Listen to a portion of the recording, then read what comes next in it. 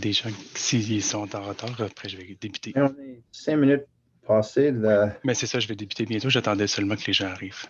OK. Mais... Donc, je vais débuter. Bonjour à tous. C'est avec grand plaisir et au nom de Gestion environnementale TRS que je vous remercie d'être présent aujourd'hui pour ce webinaire sur l'ergonomie à son poste de travail. Je vais vous préciser que si vous avez des questions, vous pouvez les poser à la fin du webinaire et soit notre hygiéniste industriel, M. Richard Quenneville, ou moi-même, allons vous répondre. À propos de moi, je m'appelle Daniel Laliberté. J'ai réalisé un baccalauréat en études de l'environnement à l'Université de Sherbrooke et j'ai maintenant 6 ans d'expérience chez Gestion environnementale TRS en environnement, santé, sécurité et en hygiène du travail.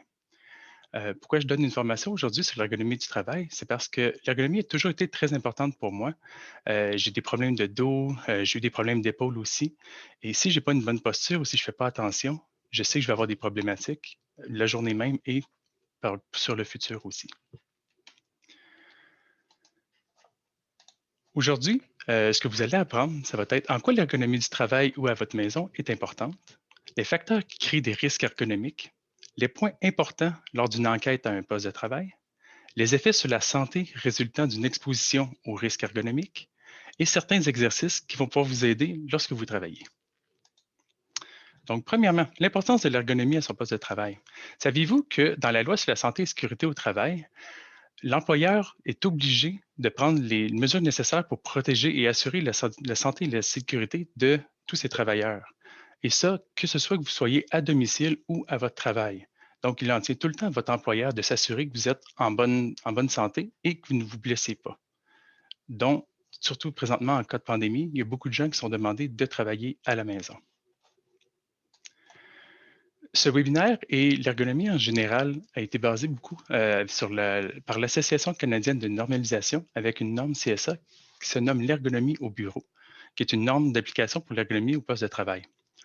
Cette norme définit tous les paramètres et les problématiques qui peuvent découler d'une mauvaise posture ou d'une mauvaise ergonomie. Donc, les facteurs, durant ce webinaire, je vais vous présenter les facteurs qui créent un danger ergonomique. Voici un petit résumé. Donc, je vais parler des équipements, les chaises, votre écran, la répétition des mouvements, l'éclairage, comment ça peut vous affecter et affecter votre santé, la conception même de votre poste de travail et la posture, comment avoir une bonne posture pour s'assurer qu'on est en santé. Premièrement, l'équipement, les fameuses chaises. Si on regarde présentement avec la photo de gauche, la chaise semble très confortable. Elle a l'air une belle chaise en cuir ou en simili-cuir avec des rembourrages. Mais une des problématiques qu'elle a, c'est qu'elle peut quand même augmenter les risques de blessures. Je vais en discuter un petit peu plus, mais si vous remarquez, il n'y a pas vraiment de support lombaire pour cette chaise et les bras ne peuvent pas s'ajuster non plus. Donc ça peut engendrer certaines problématiques. Et si on regarde l'image de droite, surtout en contexte, encore une fois, de pandémie et de télétravail, un divan peut sembler très confortable. On peut être très à l'aise à être assis sur un divan, mais il n'offre aucun confort il offre un confort à court terme, mais aucun confort et un soutien à long terme. Donc, qui n'a pas été sur un divan en train d'essayer d'écrire sur son portable et développe des maux de dos, des maux de nuque, des maux de tête? Donc, ce qu'il faut vérifier avec une chaise, premièrement, c'est si elle a des fonctions réglables. Donc, pouvoir ajuster la chaise, la hauteur du siège, pouvoir ajuster le support lombaire. Principalement, ça va vous aider pour ajuster la chaise à votre poste de travail directement. Une des règles de base générale lorsqu'on est assis à une chaise, c'est de respecter les règles du 90 degrés. Donc, avoir un 90 avec notre bras et un 90 avec nos jambes. Si on respecte ça, normalement, on devrait bien aller et on ne devrait pas avoir de problématiques à notre santé. Un point qui peut être particulier, le support des bras n'est pas nécessaire et non obligatoire, mais l'important, c'est vraiment de garder le 90 degrés. Et un petit point intéressant, savez-vous que la taille du siège est très importante et qu'elle a modifié au cours des années, étant donné que l'être humain en tant qu'espèce est de plus en plus grand. Donc, un siège qui était dans les années 80 n'est pas nécessairement bon dans les années 2020. Un autre point important à s'assurer avec une chaise, c'est que le bord avant du siège est rond, Lorsque vous vous asseyez, par exemple, sur une chaise de cuisine en bois carré, si vous êtes resté longtemps, vous allez pouvoir compresser les nerfs, les muscles derrière le genou, ce qui peut faire en sorte que vous allez pouvoir développer des problématiques à votre santé vers le futur. Un autre point qui est important, c'est est-ce que votre chaise peut rouler sur le sol avec un minimum d'effort? Par exemple, si on prend mon poste de travail, il faut que je me déplace souvent pour aller derrière moi et me rapprocher devant moi. Si la chaise roule mal ou ne roule pas bien, ça peut faire en sorte que je peux forcer de plus en plus avec mes jambes et à long terme, avec la répétition, causer des problématiques pour la santé. Un autre point important, c'est est-ce que votre chaise pivote ou est-ce que vous êtes obligé vous-même de pivoter votre corps? Plus que vous faites des mouvements répétitifs et à long terme, plus que vous allez pouvoir développer des problématiques à votre santé. Vous allez m'entendre souvent discuter et mentionner le point de répétition de long terme. C'est un des facteurs qui est très important lorsqu'on vérifie l'ergonomie de travail. Ensuite, notre fameux écran. Euh, Plusieurs personnes travaillent soit avec des écrans, moniteurs, un ordinateur avec un bureau ou avec un ordinateur portable. Souvent, ce qu'il faut faire attention avec les ordinateurs portables, c'est que l'écran peut être très petit et difficilement réglable étant donné qu'on a le clavier qui est attaché avec. Donc, une chose très importante à vérifier, c'est est-ce que vous penchez par en avant pour lire? Est-ce que votre écran est assez grand, est assez petit pour réaliser la tâche que vous effectuez? Ensuite, il y a aussi le concept d'angle. Souvent, on va avoir une angle avec le haut plus loin avec un ordinateur portable, mais il est quand même recommandé d'avoir un angle avec le haut qui est basculé un petit peu vers vous. Souvent, ça va favoriser une bonne ergonomie, une bonne posture. Et est-ce que vous regardez trop bas ou trop haut? Si vous regardez trop haut, le corps n'est pas fait pour basculer la tête vers l'arrière. Encore une fois, ça peut développer des tensions dans votre cou et des problématiques dans le futur. Un autre point que je l'ai mentionné un petit peu, est-ce que l'écran est trop près ou trop loin? Et même, est-ce que vous pouvez l'ajuster, tout dépendamment de la tâche que vous effectuez? Et le dernier point qui est important pour un écran, est-ce que vous avez un reflet, que ce soit par une lumière artificielle ou une lumière de l'extérieur qui se reflète sur l'écran, qui fera en sorte que vous devez plisser les yeux ou forcer vos yeux pour pouvoir travailler, ce qui peut entraîner une fatigue oculaire à long terme. Ensuite, de plus en plus, et même moi-même, je suis maintenant un nouveau praticien d'avoir deux écrans et j'ai dû réaménager même mon poste de travail en conséquence. Euh, Premièrement, la première chose à déterminer avec deux écrans, c'est toutes les choses que j'ai mentionnées plus haut. Donc, la distance, est-ce que l'écran est assez grand, est-ce que l'écran est trop petite, est-ce qu'elle est trop proche, trop loin, mais pour les deux écrans. Mais un autre aspect très important à vérifier, c'est est-ce que vous devez tourner la tête ou est-ce que vous pouvez seulement, ou vous devez tourner votre corps au complet? Si on regarde, par exemple, les deux photos qui sont présentées, la première, c'est seulement un léger déplacement de l'œil ou de la tête qui fait en sorte qu'on peut regarder les deux écrans. Et la deuxième photo du bas oblige de déplacer complètement la tête de gauche à droite ou de droite à gauche, ce qui peut causer des mouvements répétitifs, encore une fois, et causer des problématiques. Donc, et là aussi, encore une fois, la chaise est importante, car si vous avez un poste de travail qui a des écrans vraiment dispersés différemment, vous pouvez, avec la chaise, vous déplacer, faire en sorte que ce n'est pas votre corps qui se déplace, mais bien la chaise. Ensuite, un fameux porte-document. Ça arrive de moins en moins, mais c'est quand même assez fréquent. Il faut penser avec un porte-document de la même façon qu'un écran. Donc, est-ce qu'il est proche de vous? Est-ce que vous devez vous forcer pour lire? Et est-ce que vous devez tourner la tête, tourner le corps pour visualiser les documents que vous avez? Par exemple, sur la photo qui est présentée ici, on voit très bien que la personne doit tourner sa tête, pencher sa tête et regarder très loin, donc sûrement forcer ses yeux encore plus pour pouvoir lire ce qui est écrit au document. Donc, comme j'ai dit, il faut vraiment penser que, comme à un écran, il faut s'assurer que nos yeux, que notre corps ne se déplace pas au complet lorsqu'on lit. Des exemples de bonne utilisation d'un porte-document, c'est comme ici, on le dispose près de notre écran, à presque la même hauteur ou même dessous l'écran, ce qui fait en sorte que c'est seulement les yeux qui montent et qui descendent lorsque vous lisez votre document. Et il y a même aussi des porte-documents qui s'attachent directement aux côtés de votre écran qui peuvent être très utiles. Ensuite, le fameux clavier. Euh, un point qui est très important et qui va aussi revenir tout au long du webinaire, de la présentation, c'est le concept de position neutre vis-à-vis du concept de position tendue et tendue. Une position neutre, c'est la position du corps au repos, normalement. Si on regarde, par exemple, la photo de position neutre, le poignet est droit, il n'est pas tendu, et versus la deuxième photo, que les pattes du clavier ont été relevées, la position est tendue. Donc, un point qui pourrait être amené, si vous aimez travailler avec un angle dans le clavier, il serait bon d'avoir un repose-poignet pour s'assurer que vos poignets sont droits et ne sont pas tout le temps en extension. Un autre point qui est important, est-ce que vous êtes directement appuyé sur le rebord pointu d'une table ou d'un bureau?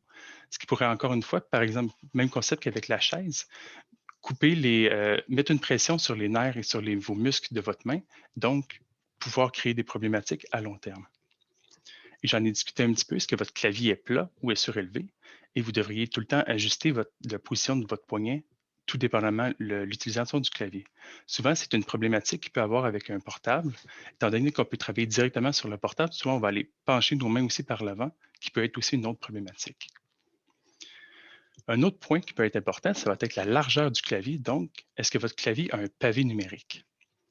Le pavé numérique fait en sorte que vous déplacez votre main, souvent la droite si vous êtes droitier, le plus loin de votre corps que lorsque vous utilisez un clavier compact.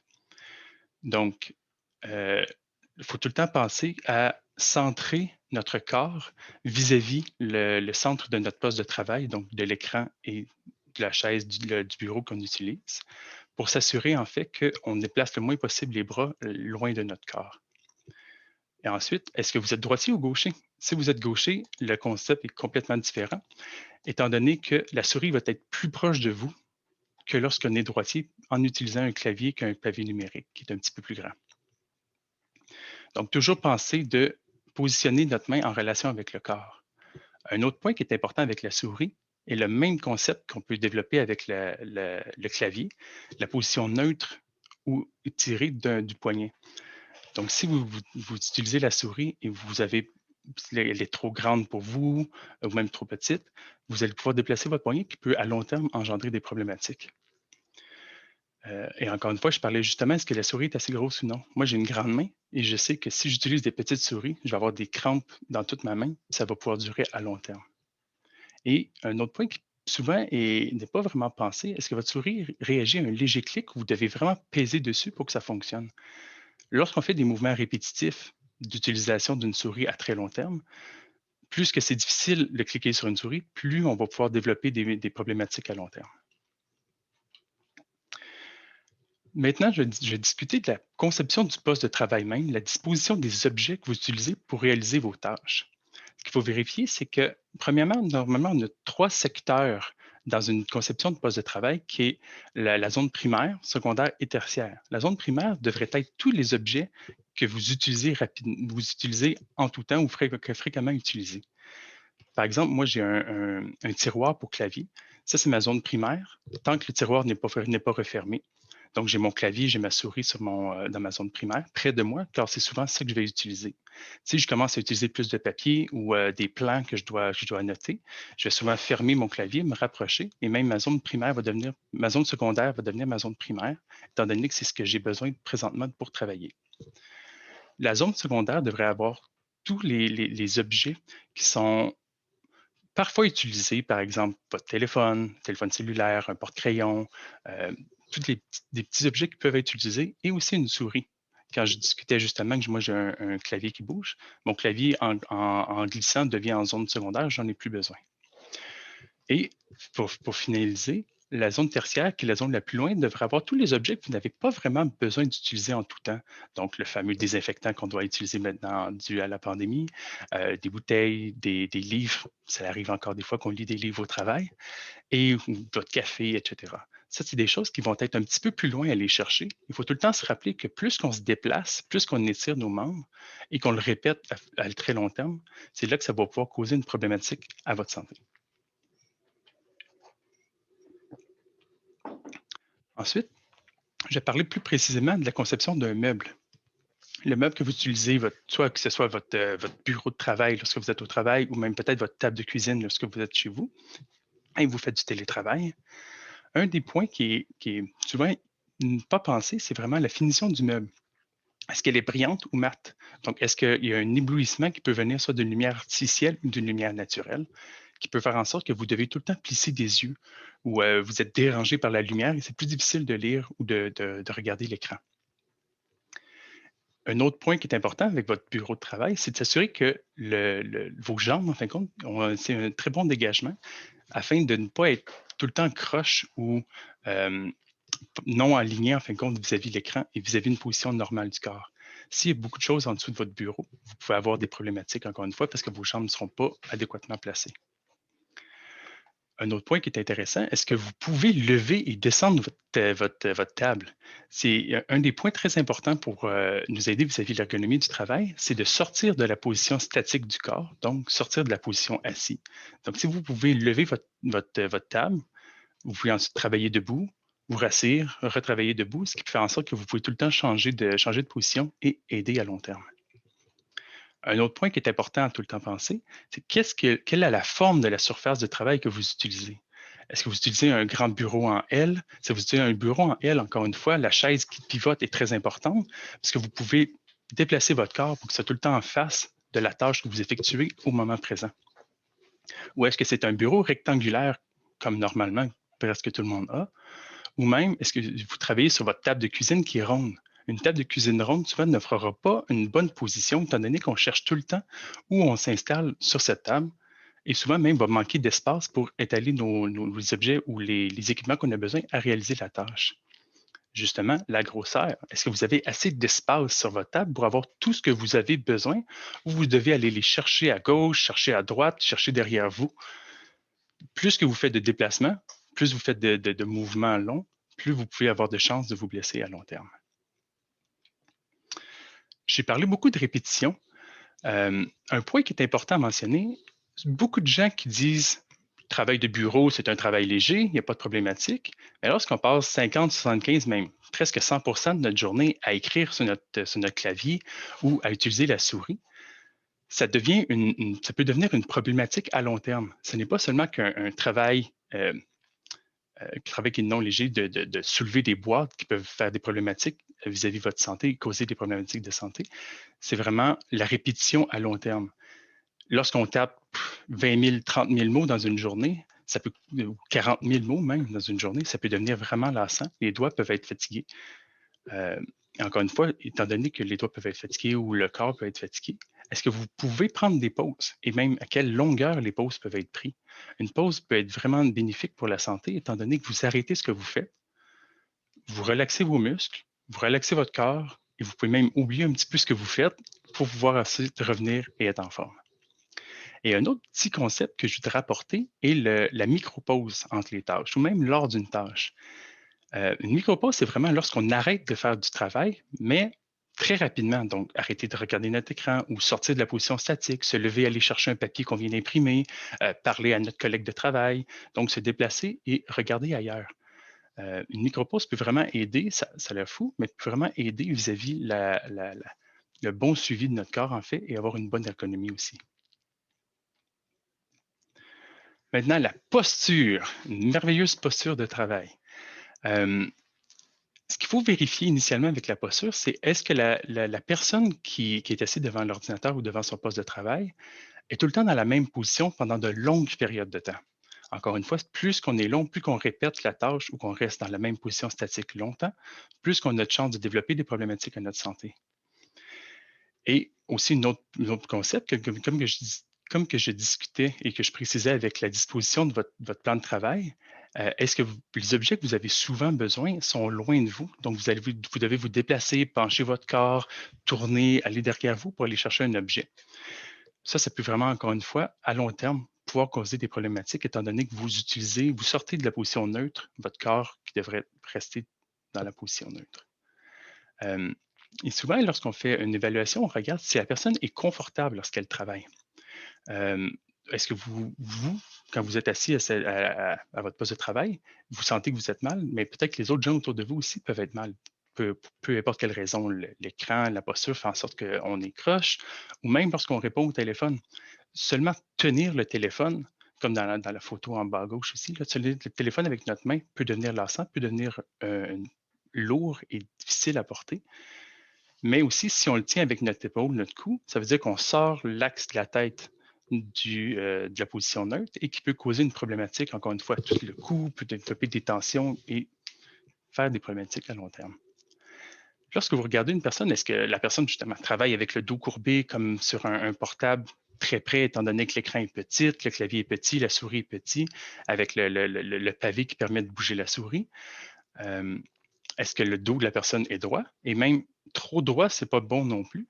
Le corps a une courbure naturelle à l'intérieur qui fait une espèce de S et il faut tout le temps penser à garder cette bonne posture-là. C'est pour ça aussi souvent que le support lombaire est très important dans une chaise. Ça nous rappelle qu'il faut avoir une bonne posture. Et dernièrement, encore une fois, comme j'ai mentionné avec le téléphone, est-ce que le cou de la personne est droit, penché, regarde le porte-document, vérifie d'autres choses autour de lui? Un point très, très important avec la posture, c'est que normalement, le corps humain va avoir une bonne posture. On développe des mauvaises habitudes sur le long terme qu'on garde et c'est difficile à la suite de briser ces mauvaises habitudes-là pour reprendre une bonne posture, un bon travail. J'ai une petite vidéo qui est un bébé présentement. Si on regarde bien, qui prend vraiment le temps, lorsqu'on soulève une boîte, de se pencher, de prendre la boîte, de la lever sur nos genoux et ensuite de soulever le corps? Moi, je vous dirais 90-95% des gens ne font jamais ça. Mais un enfant n'a pas encore développé les mauvaises habitudes. Donc, souvent, c'est ce qu'il faut se rappeler. On a des mauvaises habitudes qu'il faut briser afin de pouvoir avoir une bonne posture. Un truc que je me suis fait donner par un de mes collègues chez TRS, c'est si vous gonflez tous vos muscles centraux de votre corps, donc les abdominaux, les muscles sur le côté, les muscles du dos aussi, pas contractés, mais gonflés, vous allez immédiatement sentir que la courbure de votre corps se fait bien. Et un autre truc que j'ai reçu de physiothérapeute, ça a été, imaginez qu'il y a une file qui tire votre tête pour rendre votre dos droit. Donc, si vous gonflez et vous mettez votre tête droite, votre corps va être dans une bonne posture pour le travail et à long terme va favoriser que vous ne vous blessiez pas. L'éclairage. Il y a plusieurs points qui sont importants de savoir avec l'éclairage. Premièrement, est-ce que c'est une source artificielle? Est-ce que c'est un tube fluorescent? Est-ce que c'est une lumière incandescente? Est-ce que c'est une lumière naturelle qui vient de l'extérieur? Est-ce que votre lumière est directement au-dessus de vous ou est un petit peu plus loin? Est-ce que vous avez une lampe d'appoint sur votre poste de travail qui vous permet de voir, étant donné que peut-être que la pièce va être trop sombre? Et parlant de fenêtres et de lumière à l'extérieur, est-ce que vous pouvez fermer vos stores, fermer vos rideaux pour vous assurer que vous n'avez pas d'éblouissement? Je parlais justement de fini de meubles, je parlais de reflets dans l'écran. Lorsqu'il y a un reflet dans l'écran ou un reflet sur vos meubles, vous pouvez forcer vos yeux et avoir une grande fatigue oculaire qui peut se développer. Et en même temps, à l'inverse, est-ce que vous avez assez de lumière pour lire? Moi, je connais beaucoup de gens qui aiment beaucoup lire, travailler dans le noir, mais il faut tout le temps s'assurer quand même qu'on a une bonne lumière. Donc, est-ce que vous êtes capable de prendre un papier et de lire le papier sans devoir vous forcer vos yeux? C'est des points à tout le temps se poser la question vis-à-vis de l'éclairage. J'ai quelques petits exemples que je vais pouvoir vous montrer, que je vais cibler des problématiques ou des bons coups de tous les paramètres que je vous ai mentionnés plus haut. Présentement, ce poste de travail, selon moi, c'est un très bon poste de travail. Une chaise qui peut se lever. Je connais cette chaise. On peut l'ajuster la hauteur, ajuster les bras. Il y a un support lombaire aussi qui a été intégré à la chaise. L'écran est surélevé, elle a une bonne place. Le clavier et la souris sont près de la zone primaire, un petit peu la deuxième zone aussi pour la souris. On ne voit pas vraiment sur la photo, mais si on regarde bien dans le bas à gauche de la chaise, il y a l'ordinateur qui est directement en dessous du poste de travail, près des jambes de l'utilisateur. Ce qui fait en sorte que la personne peut peut-être déplacer un petit peu son corps et devoir tourner la tête pour voir son écran, étant donné qu'il y a un objet qui peut l'encombrer. Un autre des points que je pourrais mentionner sur cette photo est l'équipement qui est présentement derrière la personne. Si la personne doit reculer, elle peut accrocher les objets, forcer un peu plus avec ses jambes, ce qui peut causer encore une fois des problèmes à long terme si on doit répéter les mouvements plus souvent. Deuxième photo, on voit présentement que le poste de travail est vraiment encombré. Donc, peut-être pour aller chercher des objets, il va falloir lever des feuilles, tasser une boîte, se tourner, aller chercher derrière nous. Donc, peut-être que le poste de travail n'est pas assez grand ou est mal organisé pour la personne. Est-ce qu'il a vraiment besoin de tous ces papiers autour de lui? Est-ce qu'il a vraiment besoin des gants qui sont à gauche? C'est tous des petits points qui pourraient être regardés. Et encore une fois, la fameuse chaise qui a l'air très confortable, mais qui, à long terme, n'offre aucun support, étant donné qu'il n'y a aucun support lombaire et que les bras ne peuvent pas s'ajuster. Donc, la personne qui peut être devant son poste de travail peut ne pas avoir une bonne posture seulement due à la chaise. Maintenant, comment tous les facteurs que j'ai mentionnés peuvent causer une problématique à votre santé? Euh, tous les facteurs, en fait, que je viens de mentionner peuvent, outre l'éclairage, peuvent sortir les articulations du corps de leur position neutre. Donc, la position neutre d'un corps est presque comme le squelette présentement, comme si vous serrez une main droite, la tête est droite, est centrée avec le corps et avec les jambes. Donc, le danger est vraiment lorsqu'on sort de la position neutre du corps, qui fait en sorte qu'on peut coincer un nerf, coincer un tendon, travailler nos muscles, qui peut à long terme engendrer un danger. Justement, les dangers et les problématiques de la santé typique que vous pouvez avoir reliées à une mauvaise posture, une mauvaise ergonomie à votre poste de travail, va être majoritairement au niveau physique les troubles musculo-squelettiques. C'est vraiment des problématiques de santé qui vont être découlées d'une activité de travail. Et une personne qui vit un trouble musculo-squelettique, souvent, va pouvoir sentir des picotements, des engourdissements. Comme quand je vous parlais, si on est appuyé sur le rebord d'une table lorsqu'on tape et qu'on coupe la circulation de nos poignets, on peut sentir des petits picotements à nos bras. On peut sentir de l'inconfort aussi. Une certaine raideur si on est tout le temps mal assis, assis de côté, assis sur sa jambe, ce qui fait en sorte que notre bassin est décalé de la position neutre. On peut avoir une fatigue musculaire aussi, étant donné, par exemple, on tient le téléphone trop longtemps ou même notre cellulaire trop longtemps à notre oreille, notre main, notre bras commence à être fatigué. Et on peut même se rendre jusqu'à la douleur. Moi, je vous parlais que j'avais des problèmes d'épaule. Si je n'ai pas une bonne posture de travail devant mon poste de travail, je vais développer une tension dans l'épaule qui va remonter dans mon cou, qui va me donner un mal de tête, puis je suis pris avec jusqu'à temps que j'aille me coucher. Donc, j'amène même la problématique jusque chez moi, même si je travaille devant mon poste de travail au bureau.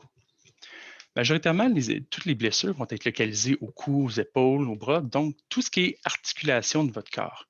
C'est vraiment là qu'il va causer des problématiques et qui peut développer des problématiques à long terme. Par exemple, les problèmes de tunnel carpien, des tendinites au cou, aux épaules, même seulement de la douleur. Un autre problème de santé qui est relié avec une mauvaise ergonomie, on n'en parle pas souvent, mais c'est les effets psychologiques ou les effets mentaux, en fait, d'une mauvaise posture ou même découlant d'un trouble musculo-squelettique.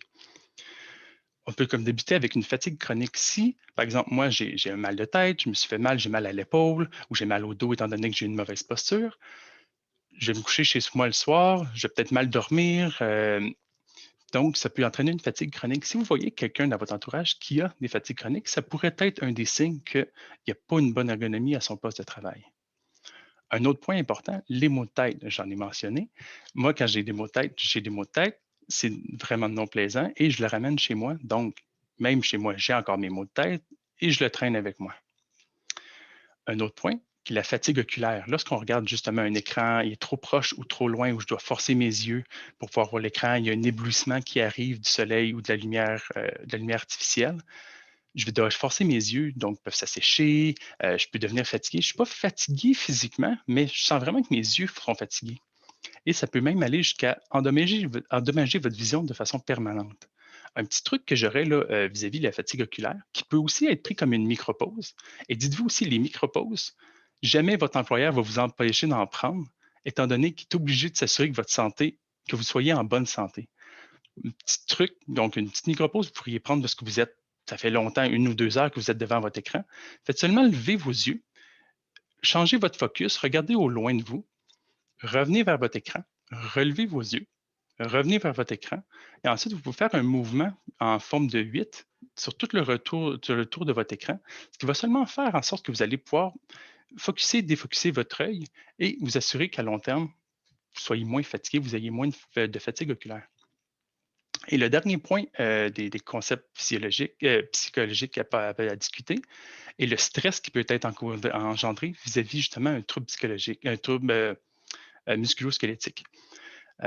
Si vous savez que lorsque vous allez accomplir votre tâche, vous allez avoir mal, vous avez déjà une tendinite, vous allez devoir compenser, vous allez devoir faire autre chose en fin de compte, donc vous savez que lorsque vous allez travailler, vous allez avoir une douleur, vous allez être stressé seulement par l'action de devoir aller travailler, vous allez marcher de reculons pour aller travailler, ça va être vraiment non plaisant pour pouvoir continuer à faire les travaux que vous avez à faire, les tâches que vous avez à faire.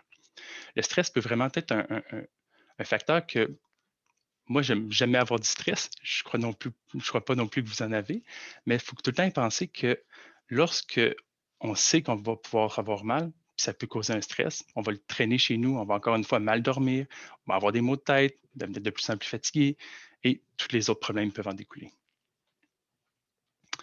Maintenant, j'aurais quelques exercices, encore une fois, les fameuses micro-pauses que vous pouvez prendre lors de votre travail.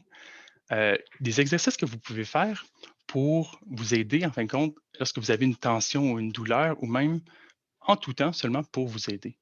C'est des exercices très simples, encore une fois, qui peuvent être réalisés presque en tout temps. Le premier, c'est vraiment un exercice de main et d'avant-bras. Donc, si vous avez écrit à l'ordinateur, écrit au clavier longtemps ou utilisé votre souris à long terme, c'est des exercices qui peuvent être bons. Donc, position de départ, notre main est en position comme si on voudrait serrer une main. On ferme notre poing, on serre, on descend nos doigts vers le bas de la paume pour ensuite faire un crochet avec nos doigts et dès qu'on ressent de la tension ou de la douleur, on arrête. Et on peut recommencer ça 3 à 4 fois des deux mains. C'est des petits exercices qui peuvent vraiment être bons pour l'avant-bras et la main. Ensuite, un autre exercice que vous pouvez faire, c'est de côte à côte. Donc, encore une fois, c'est un exercice qui va travailler l'avant-bras et la main. Pliez doucement, prenez votre main, encore une fois, position neutre, tranquille, relaxée, devant vous, et vous pouvez seulement tourner votre poignet de gauche à droite. Vous tenez pendant 3 à 5 secondes de chaque côté, et on répète de 3 à 5 fois de chaque main. Cet exercice-là va vraiment être bon, encore une fois, pour tout ce qui est le poignet, l'avant-bras. Un autre exercice qu'on peut faire, c'est une rotation de la paume. Donc, on commence encore une fois avec « je serre la main de quelqu'un » et on fait lentement pivoter la paume vers le bas jusqu'à temps qu'on sente un étirement ou une tension. On fait une rotation vers le haut. Souvent, c'est plus là qu'on va sentir l'étirement. On tient pendant 5 secondes et on répète 3 fois de chaque main. Souvent, on va même entendre des craquements de nos poignets quand on fait ces exercices-là. Un autre exercice que moi, j'adore beaucoup, qui m'aide souvent, puis je le fais quasiment continuellement à chaque journée, c'est de plier et étirer les extenseurs et les fléchisseurs de votre poignet. Ça, c'est vraiment les muscles qui sont sur le dessus et le dessous de votre avant-bras. Donc, pour étirer l'extenseur du poignet, on prend, par exemple, notre main droite, on utilise la paume de notre main droite, on appuie sur le dessus de notre poignet et on étire vers le bas. On maintient de 5 à 10 secondes et on recommence l'exercice 2 à 4 fois pour ensuite changer de main. Pour pouvoir réaliser l'exercice du fléchisseur du poignet, donc le dessous, encore une fois, on prend la paume de notre main, mais là, maintenant, on va l'appliquer sur la paume des doigts de l'autre main et on va étirer vers le haut. Lorsque vous ressentez un étirement, on maintient 3 à 5 secondes, on relâche, on recommence l'exercice 2 à 4 fois et on change de main. Ça, c'est vraiment un exercice qui, moi, m'aide beaucoup, étant donné que souvent maintenant, de plus en plus, je suis devant mon ordinateur, je suis en train d'écrire ou d'utiliser ma souris et j'ai souvent une tension qui commence avec mes avant-bras. Un autre exercice qui est bon pour relaxer le cou et les épaules, ça va être de bouger notre tête de gauche à droite, mais un point très, très, très important, et je l'ai mentionné plus haut, ne jamais basculer la tête vers l'arrière, étant donné que le corps n'est pas fait pour basculer la tête vers l'arrière. Donc, lentement, on descend notre tête vers son torse. Ensuite, on tourne légèrement vers la gauche jusqu'à temps qu'on puisse voir vers le haut. On redescend vers le cou, vers le torse, et on remonte vers la droite, encore une fois en arrêtant lorsqu'on va vers le haut. Cet exercice-là va être vraiment lorsqu'on commence à avoir des tensions au cou, qui montent souvent des épaules et qui peuvent, pour mon cas, causer des maux de tête. Ensuite, un autre exercice qu'on peut faire, c'est le roulement des épaules. Souvent, on va le faire inconsciemment, mais si on le fait répétitivement, ça peut vraiment aider à relâcher les tensions que vous avez dans le haut de votre corps. Donc, on se laisse lousse, on se met dans une position neutre et on roule les épaules vers l'avant tranquillement, 5 fois dans un mouvement circulaire par en avant. On fait une petite pause et on répète, mais en faisant un mouvement vers l'arrière. C'est un autre exercice que moi je fais souvent, étant donné que j'ai des problématiques à mon épaule. Le dernier exercice que je vais vous présenter, c'est un étirement du corps en croisé. C'est un exercice qu'on voit souvent lorsqu'il va y avoir des athlètes, en fin de compte, qui s'entraînent.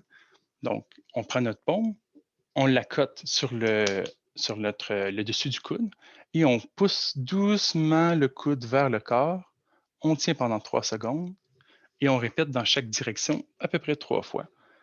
Encore une fois, ça va vraiment aider tout ce qui est le haut du corps et les épaules.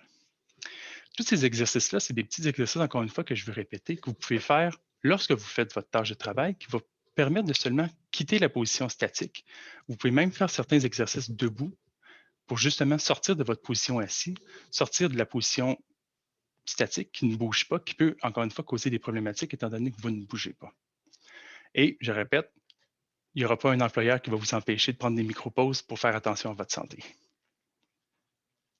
Il y a des questions et commentaires, mais c'est ça.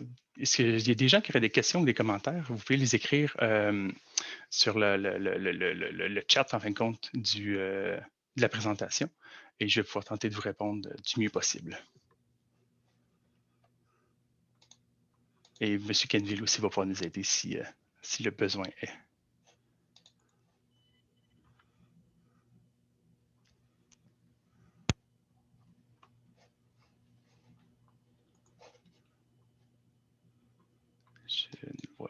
Je ne vois.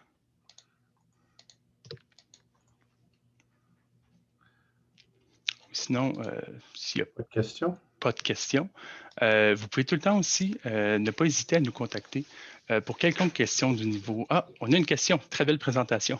Est-il mieux de positionner notre bureau de travail en face d'une fenêtre ou il est mieux qu'elle soit sur le côté? Je crois que vous pouvez essayer, Richard, mais selon moi, ça va vraiment dépendre. Est-ce que vous avez de l'éblouissement lorsque vous regardez, en fin de compte, votre écran?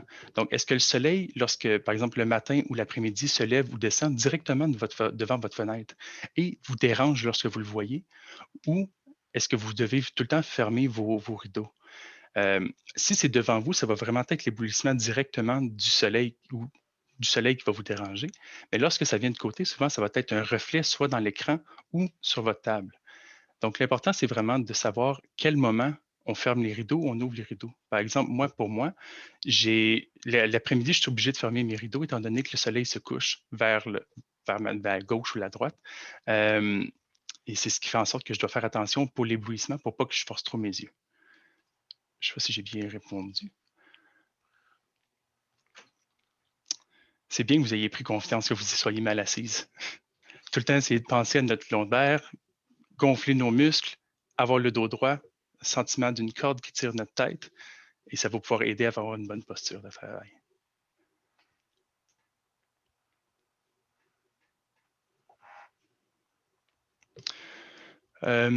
Quelle fréquence les micro-pauses? Selon moi, une micro-pause, ça peut être pris, c'est une micro-pause, donc c'est quelques secondes à peut-être 1 minute, donc ça ne dérange pas votre travail. Ça peut être, selon moi, à tous les heures, toutes les 30 minutes, tout dépendamment de la tâche que vous faites. Si la tâche présentement que vous faites doit vraiment commencer à mettre une tension dans certaines parties de votre corps ou vous déranger, même vous faire une douleur, une raideur, c'est à ce moment-là que vous pouvez prendre une micro-pause ou vous lever ou vous déplacer. Ou même lorsque on commence à être moins productif, souvent ça l'arrive, c'est toujours bon de faire 4-5 secondes, on arrête, on regarde ailleurs, je regarde autour, je relaxe mon œil, je fais mes exercices, tout va bien. Donc, c'est vraiment, selon moi, c'est vraiment à votre guise et ce que vous avez besoin, en fait. Je connais des gens, moi, qui sont capables de faire des heures et des heures devant un ordinateur sans avoir aucun problème, mais je connais d'autres qui ont déjà des prédispositions physiques qui font en sorte qu'ils doivent faire attention faire attention à tous les jours. Donc, faire leurs exercices très régulièrement.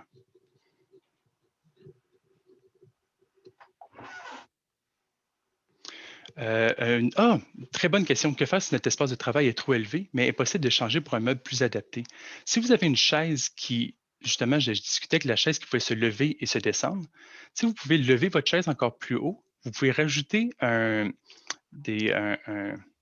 je vais dire en anglais, un step pour vos pieds, donc une plateforme pour vos pieds pour s'assurer qu'ils soient plus hauts, encore une fois, pour maintenir le 90 degrés.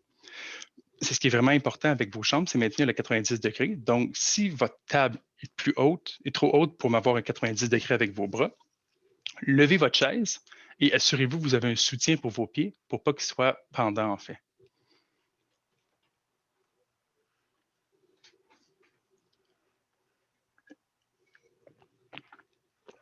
Donc, surélever votre chaise et avoir un support pour vos pieds. Ce serait la solution que je pourrais voir.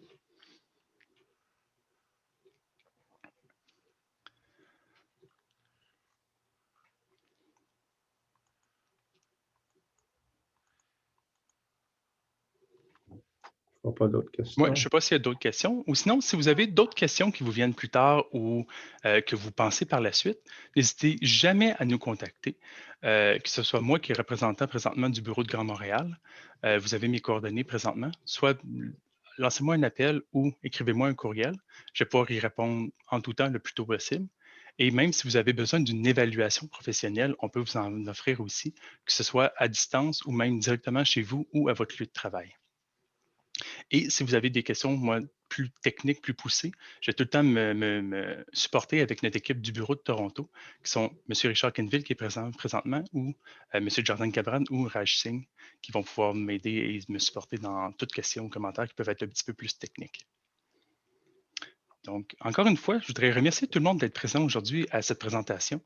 Et au nom de Gestion environnementale TRS, merci beaucoup d'avoir été présent et d'avoir pris un petit peu de votre temps du dîner pour passer avec moi. Merci beaucoup. Merci, au revoir. Au revoir. Bonne journée.